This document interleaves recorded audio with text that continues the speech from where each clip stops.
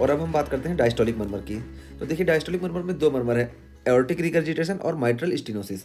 तो aortic regurgitation देखिए क्या है कि एओर्टिक वॉल क्लोज होने में परेशानी आएगी।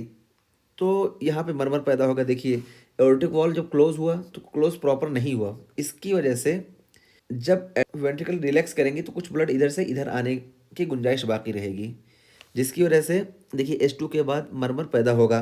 तो यही यहाँ पे दिखाया गया, early diastolic decrescendo high pitched blowing murmur best heard at base aortic root dilation. Aortic root dilation में सबसे ज़्यादा इसको सुना जा सकता है बेस में। और अगर ये वल्वुलर डिजीज़ की वजह से ऐसा हो रहा है तो एक्सटर्नल बॉर्डर पीस को हम best left external border piece को हम सबसे अच्छे तरीके से सुन सकते हैं। और इसके कॉज की अगर हम बात करें तो इसके 4 कॉज हैं। BEAR बाइकस्पिड एओर्टिक वॉल जो होगा वो बाइकस्पिड हो जाएगा। एंडोकार्डाइटिस या एओर्टिक रूट डायलेशन, एओर्टा की जो रूट है ये डायलेट हो जाएगी जिसकी वजह से ऐसा होगा। या रोमेटिक फीवर। और इसमें क्या चीज़ देखने को मिलेगी, वाइड पल्स प्रेशर जो होगा ये बहुत ज़्यादा वाइड होगा।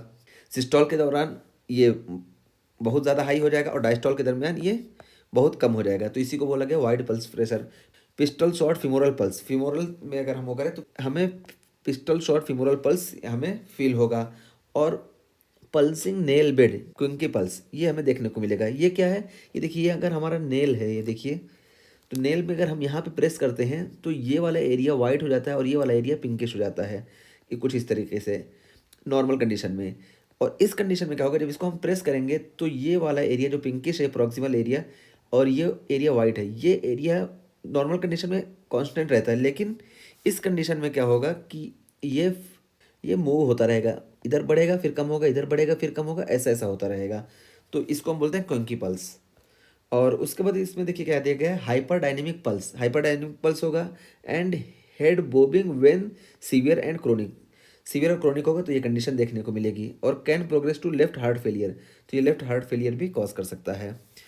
और माइट्रल स्टेनोसिस की अगर हम बात करें तो माइट्रल स्टेनोसिस देखिए इसमें क्या होगा, माइट्रल वॉल प्रॉपर ओपन नहीं हो पाएगा। जब माइट्रल वॉल प्रॉपर ओपन नहीं हो पाएगा तो S2 के बाद जब वेंट्रिकुलर रिलैक्स होगी तो माइट्रल वॉल प्रॉपर ओपन नहीं हुआ, जिसकी वजह से फॉलोज ओपनिंग स्लैप होगा। यानी माइट्रल वॉल जैसे ही ओपन होना चाहेगा तो प्रॉपर ओपन नहीं हो पाएगा, जिसकी वजह से बहुत तेज ब्लड इधर से इधर आएगा, उसी को हम बोलेंगे ओपनिंग स्नैप। और delay remembering mid to late murmur, और ये जितना ज़्यादा स्टेनोसिस होगी उतना ज़्यादा ये मिड टू लेट मर्मर पैदा होता रहेगा। और decrease interval between S1 and opening snap correlates with increase severity. यानी ये ओपनिंग स्नैप जितना इधर आएगा इसका मतलब एओर्टिक वॉल ओपन होने में उतनी ज़्यादा परेशानी आ रही है। यानी ये ओपनिंग स्नैप जितना इधर शिफ्ट होगा इससे ये पता चलेगा कि माइट्रल वॉल ओपन होने में उतनी ही परेशानी आ रही है। तो ये जो है इसकी सीवियरिटी के लेवल को बताएगा कि माइट्रल स्टेनोसिस कितना सीवियर है। और फिर इसमें देखिए क्या दिया गया है कि late and high specific sequence of rheumatic fever, तो ये रोमेटिक फीवर से होगा। और chronic mitral stenosis can result in left atrial dilation and pulmonary congestion. तो जब ये क्रोनिक हो जाएगा तो उसकी वजह से क्या होगा, लेफ्ट एट्रियल डायलेशन हो जाएगा, क्योंकि लेफ्ट एट्रियल से प्रॉपर ब्लड लेफ्ट वेंट्रिकल में नहीं आ पाएगा, यहाँ प्रेशर बढ़ेगा, उसकी वजह से लेफ्ट एट्रियल डायलेशन हो जाएगा। और पल्मोनरी कंजेशन इसलिए हो जाएगा क्योंकि लेफ्ट एट्रियम हमेशा फिल रहेगी, तो लंग्स से ब्लड बराबर यहाँ नहीं आ पाएगा तो लंग भी ओवरफिल्ड रहेगा, जिसकी वजह से पल्मोनरी कंजेशन होगा।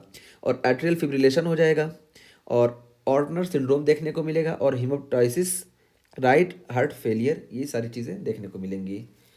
और यहाँ पे फिर भी बताया गया कि ओपनिंग स्नैप क्यों देखने को मिलेगा। Opening snap due to abrupt halt in leaflet motion in diastole after rapid opening due to fusion at leaflet tips. तो जो लीफलेट की टिप्स है यहाँ पे फ्यूजन हो जाएगा, तो जब प्रेशर बहुत तेज़ यहाँ बनेगा तो अचानक ही ओपन होगा, जिसकी वजह से ओपनिंग स्नैप सुनने को मिलेगा।